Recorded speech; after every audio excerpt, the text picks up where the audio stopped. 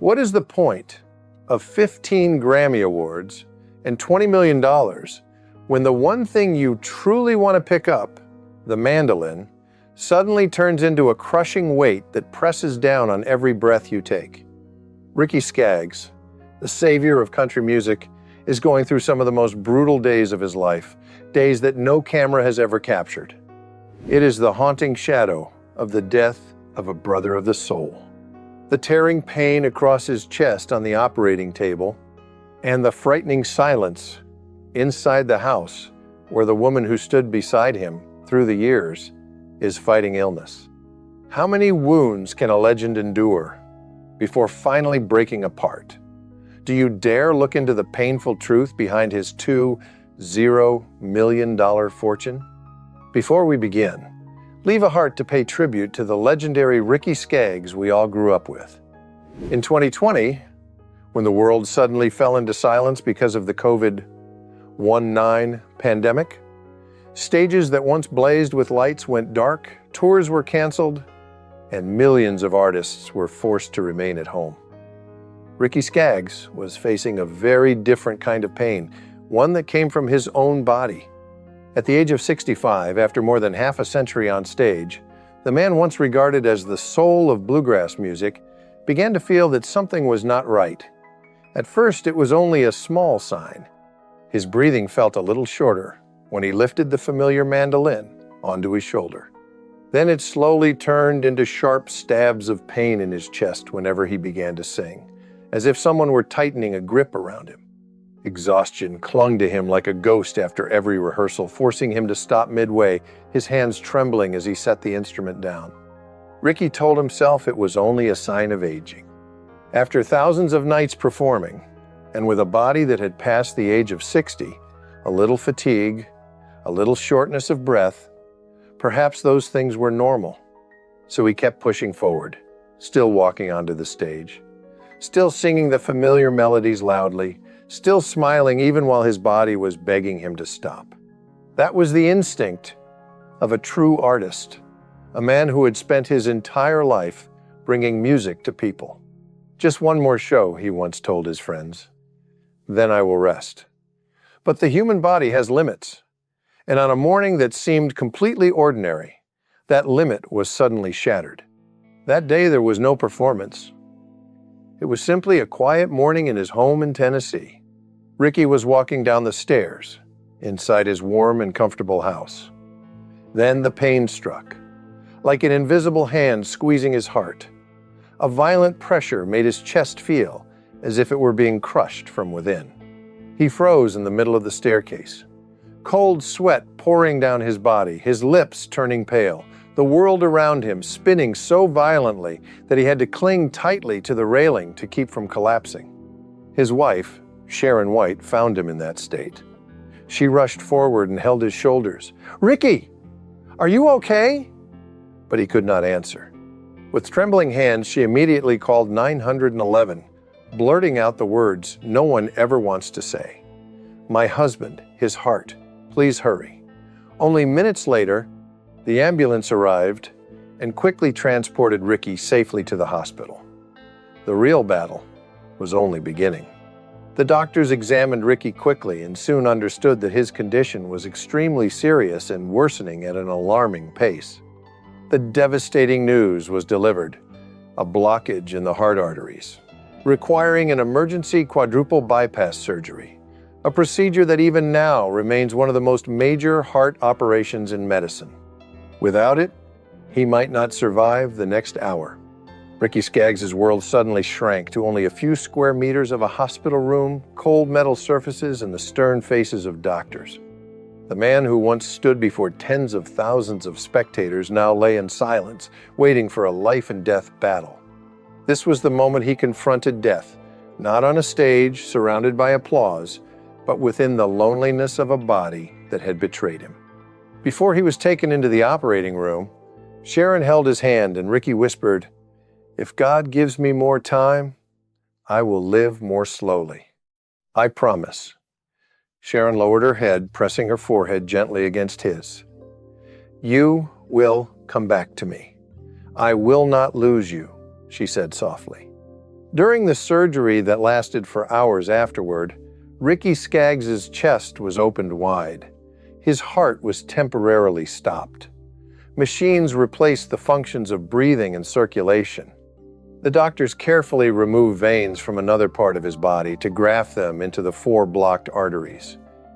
It was one of the most complex procedures imaginable. Outside, his family waited in tense silence, where the pandemic made the already cold hospital corridor feel even more lonely. No one spoke much. Only quiet prayers could be heard. Then the miracle happened.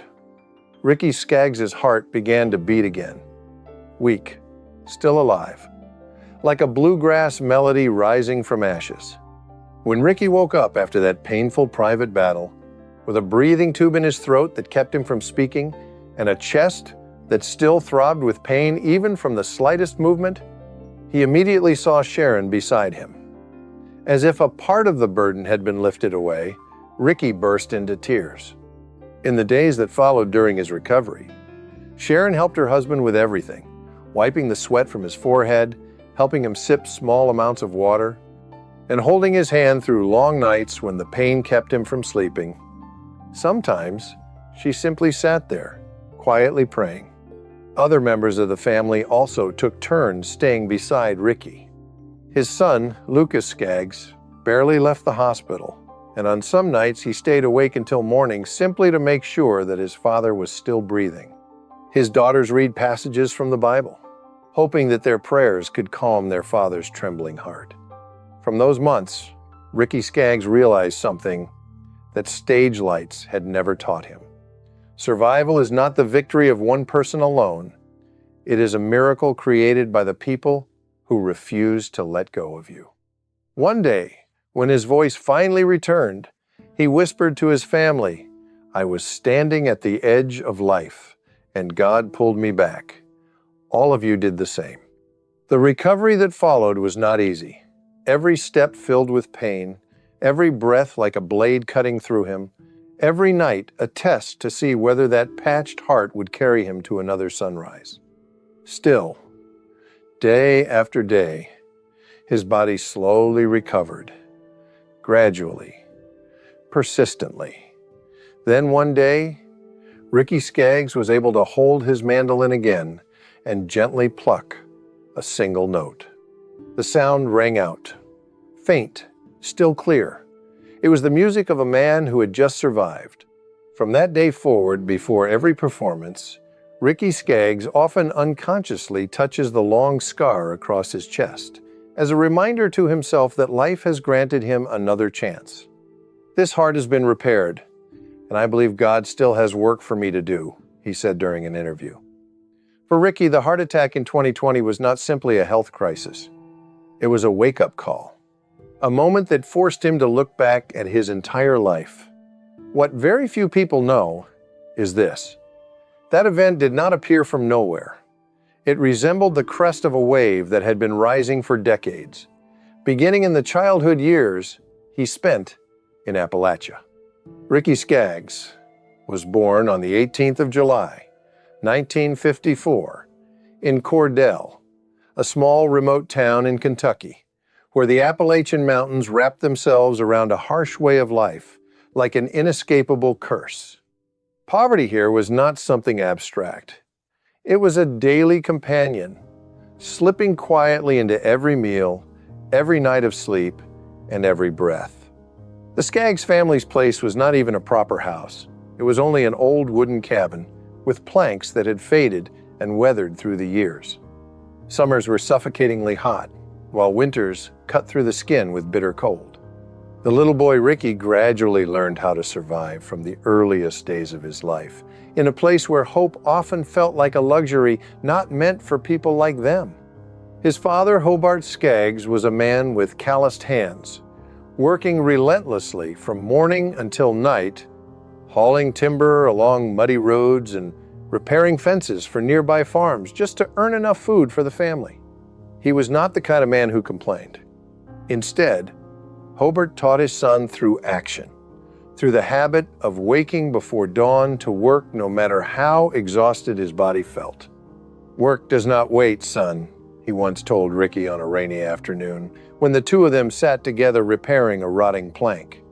His mother, Dorothy, was the true pillar of the family, a woman with quiet strength, cooking simple meals over a faint stove fire and mending worn clothes to protect her children.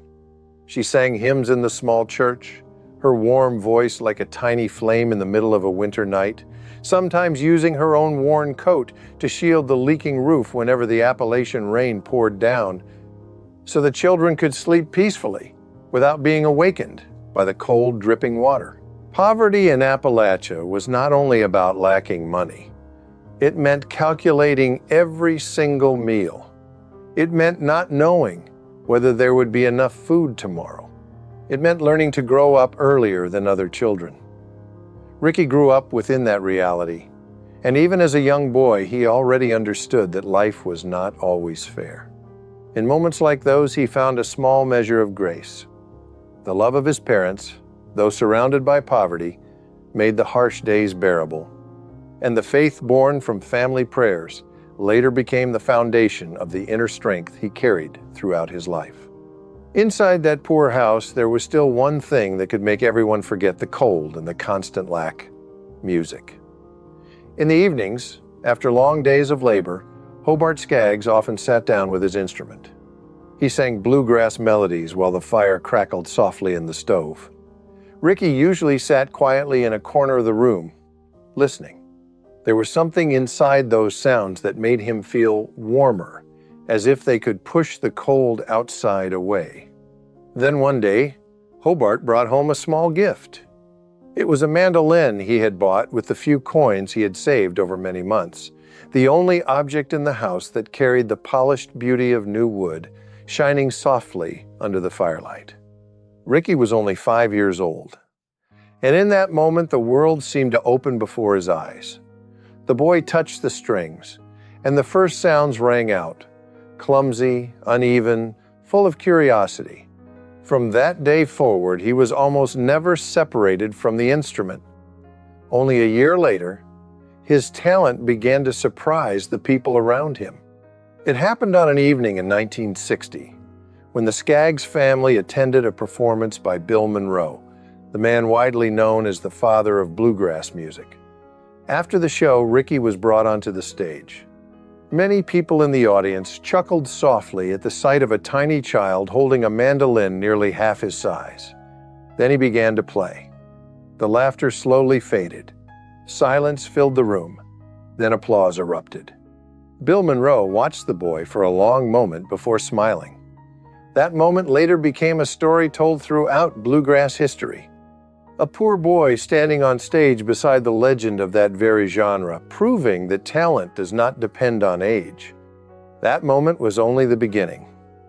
1 year later, at the age of 7, Ricky Skaggs appeared on television with the legendary duo Lester Flatt and Earl Scruggs, and he earned his first money from music, a small amount that was still enough to buy food for the family for several days. Years later, he said in an interview, "That was the first time I understood that music could help my family." In the years that followed, Ricky continued playing music anywhere he could. Churches, fairs, small gatherings within the community.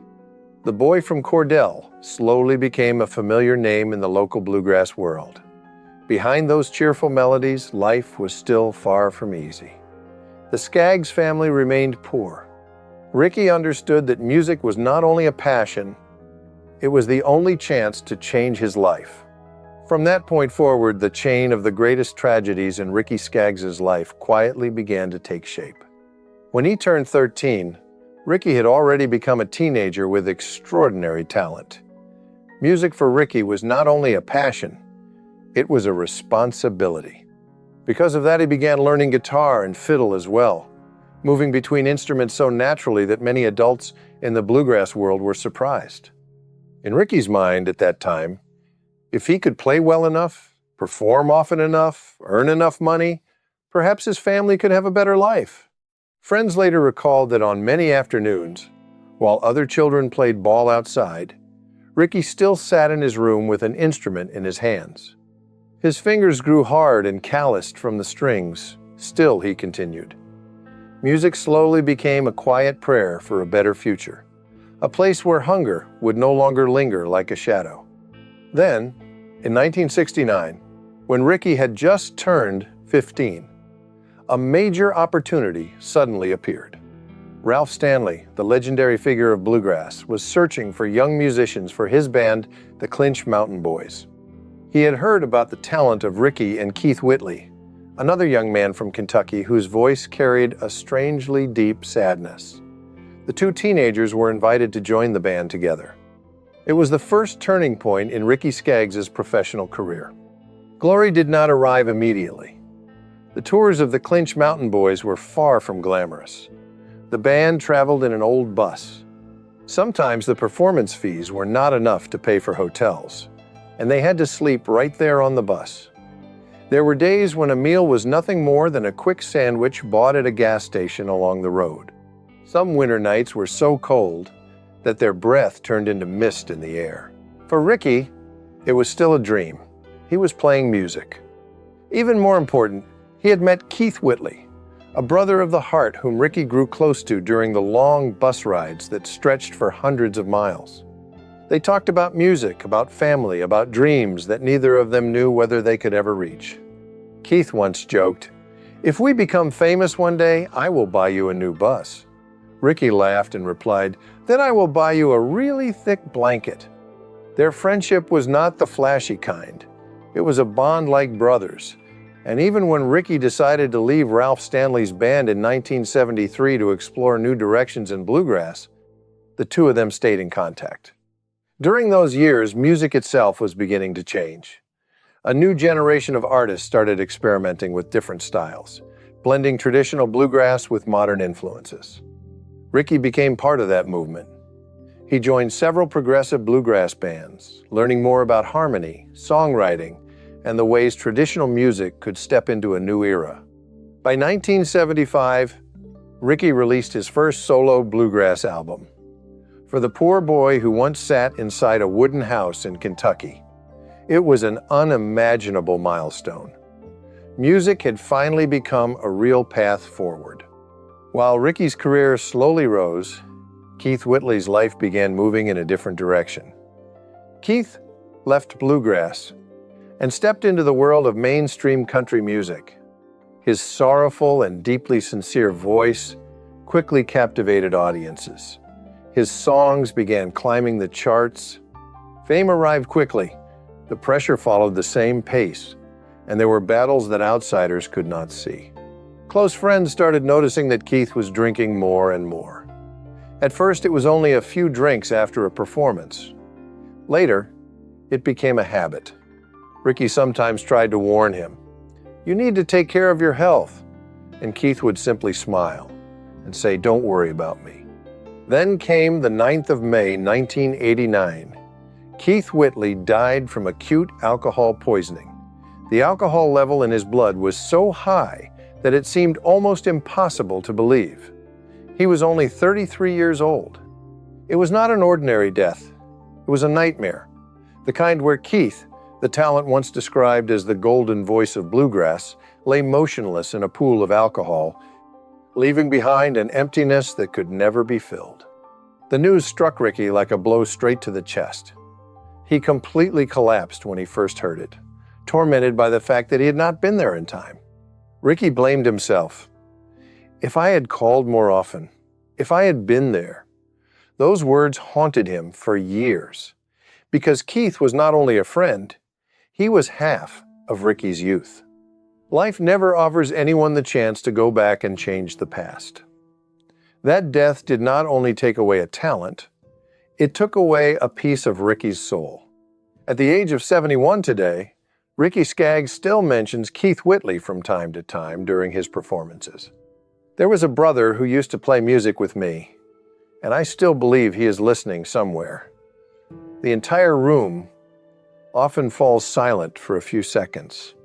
Everyone understands that behind those melodies, there is a true story about friendship, about dreams, and about how fragile life can be. Some audience members have noticed a small detail. Behind the strings of Ricky's mandolin, there is always a small photograph of Keith. He rarely talks about it, though the people close to him know that it is Ricky's way of bringing his old friend onto the stage every single night. The passing of Keith Whitley was not only a personal loss for Ricky Skaggs, it was a reminder that success in music cannot protect anyone from the tragedies of life. As Ricky's career continued rising to new heights, another challenge, this time coming from his own family, was quietly waiting ahead. Entering the 1980s, a major turning point arrived when Ricky signed a contract with Epic Records. At that time, he was only 27 years old, though he already carried with him more than 2 decades of lived experience in music. During that period, record labels had begun pushing stronger pop elements to make records easier to sell. Many artists were pulled into the spiral of commercialization, trading traditional sound for mass appeal. Ricky Skaggs chose the opposite road. He brought bluegrass back to the center of Nashville. In 1981, the album Waiting for the Sun to Shine was released and created a seismic impact with his mandolin cutting through with sharp clarity and precision. The arrangements preserved the soul of Appalachia. Most importantly, Ricky did not sing like a pop star. He sang like a young man from the mountains of Kentucky who still remembered the scent of pine wood and the biting cold of winter. The album sold more than 600,000 copies, an astonishing number for an artist who remained loyal to traditional music. 2 singles climbed to the #1 position on the charts. Critics began speaking about him as someone pulling country music back toward its roots.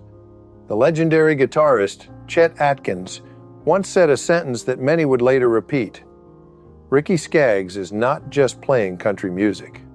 He's saving it." That was the moment he realized that success was no longer a distant dream, it had become reality, even though it demanded sacrifices greater than anything the boy from Cordell, Kentucky had ever imagined. The years that followed felt like a whirlwind of glory. Behind the stage lights, another story was unfolding quietly. The life of a successful artist is rarely peaceful. Tours stretching for months. Flights back-to-back. Consecutive performances across different states. In the middle of all that, family slowly became a rare luxury. It caused his marriage with his wife Brenda Stanley to begin cracking little by little. There were months when he almost never returned home.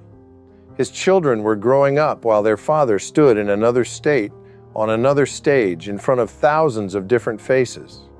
Years later, Ricky admitted in an interview, "There were years when I spent more time on the road than at home.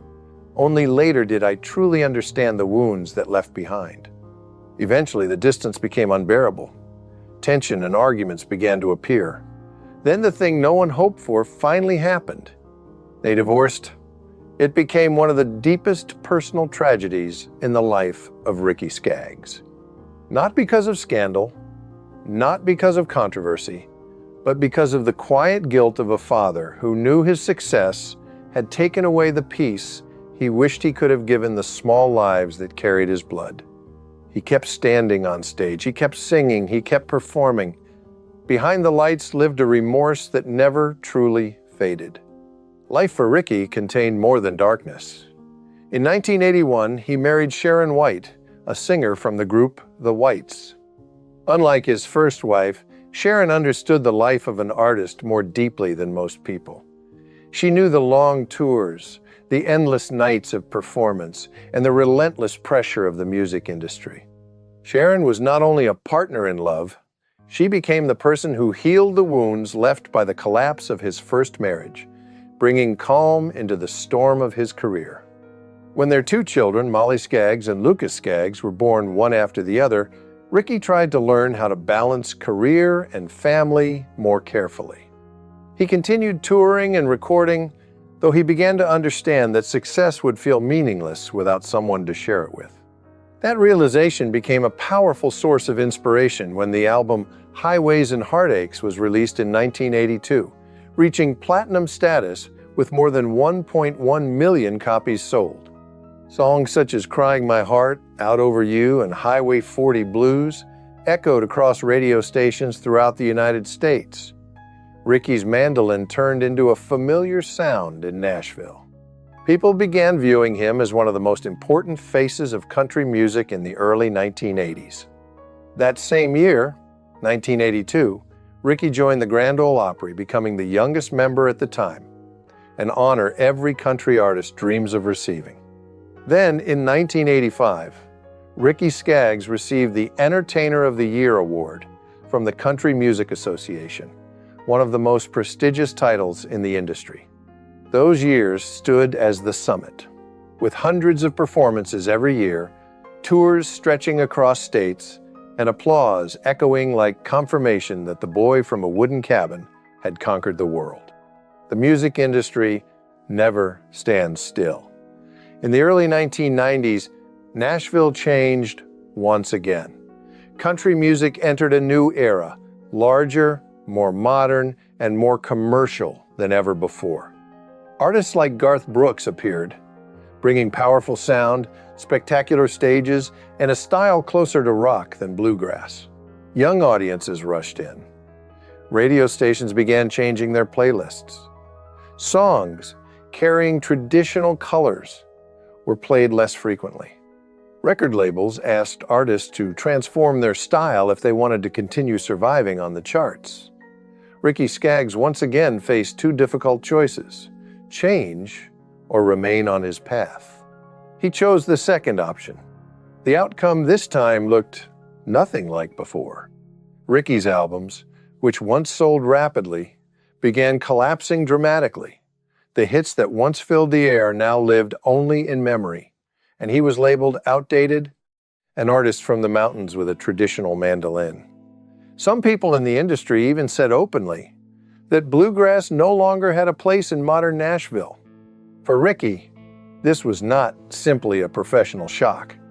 It felt like being turned away by the very industry to which he had devoted his life, making him question whether he still belonged in the city he once considered home. His difficult childhood had taught him something powerful: resilience. He refused to give up. In the mid-1990s, he formed the band Kentucky Thunder, a group carrying the spirit of Appalachia. At the same time, Ricky created his own label, Skaggs Family Records, as a way to maintain control over his music without the pressure of major companies. Something unexpected happened. Audiences returned. His new bluegrass albums began receiving respect from critics. Kentucky Thunder became one of the finest bluegrass bands of that era. Ricky, at that stage, no longer tried to climb back to the commercial summit of the 1980s, because he had rediscovered something far more important: peace with his own music. Life rarely stops after the trials one has overcome. As Ricky entered the most mature years of his life, another wave of losses began approaching. The year 1996 marked a dark chapter in the life of Ricky Skaggs, when at the age of 42, he faced a loss that felt as if his heart had been torn apart. His father, Hobart Skaggs, the man who had once seen a spark in his thin young son and believed that music could open a different road beyond the timber forests and cattle fences of Appalachia, passed away after a long battle with illness. In the final days of his life, Hobart told his son a sentence that Ricky would later repeat many times in interviews: "Don't forget Appalachia." A simple, final request, though to Ricky it felt like a reminder that no matter how far he traveled, no matter how many grand stages he stood upon, his roots would always remain in the mountains where he was born. What haunted Ricky for many years afterward was not only the pain of losing his father, it was the feeling that he had not been by his father's side enough. Touring schedules, recording sessions, interviews, all of it had carried him too far away from the home where his parents were quietly growing older with each passing year. Standing beside his father's hospital bed for the final time, Ricky understood that time is the one thing no human being can ever buy back. At times, the busiest years of our lives turn out to be the years when we miss the most. The tragedy of 1996 did not end there. Only a few months after Hobart Skaggs passed away, Ricky had to say goodbye to another man who had shaped his life in a profound way, Bill Monroe. To the music world, Monroe was known as the father of bluegrass. For Ricky, he was also the first mentor who opened the door to professional music for the boy prodigy he once was. Bill Monroe gave Ricky the chance to step onto a stage when he was only 6 years old. He was the one who told people that the boy from Kentucky had something special in his hands. When Monroe died, Ricky felt as though a part of the foundation of his own life had collapsed. At a memorial service, he quietly said, "Without Bill Monroe, there would be no Ricky Skaggs." That was not modesty. It was simply the truth. Bill's passing felt like the guiding torch for an entire musical genre suddenly losing its light, leaving Ricky to feel the weight of that legacy pressing onto his shoulders in the middle of a rising tide of personal grief. Those losses swept through his life like a storm, and they did not stop there. They stretched onward and multiplied. In 2001, another funeral came to the Skaggs family. This time, it was his mother, Dorothy.